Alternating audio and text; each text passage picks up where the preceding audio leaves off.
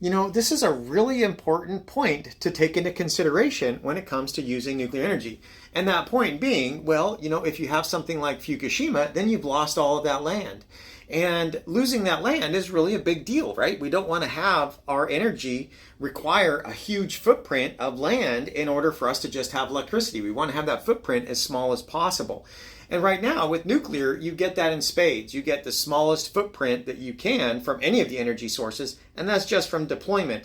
That doesn't include the small footprint you get for much smaller mining needs and much smaller waste disposal needs in terms of the footprint. You get much smaller footprints, a lot less mining, a lot less manufacturing, a lot less of all those things, making it have a very small footprint.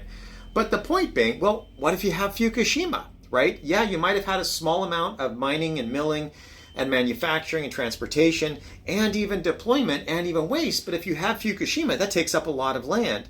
So you really do need to think about, well, what if you do have Fukushima? Well, the reason why this is actually not as big of a deal as it might seem is that you would actually need to have about 1 in 3 nuclear reactors do a full Fukushima for the footprint, just for deployment, not for materials, not for waste, just for deployment. You need about 1 in 3 of the 400 operating reactors we have around the world. 1 in 3 of those would have to go full Fukushima for you to take up the same area that would be required to get the same energy from solar. So nuclear really is the way to go. And yeah, you do need to think about things like that. Well, what if it does go Fukushima? You lose the land. Yeah, you will if it does. And so we need to stop that from happening.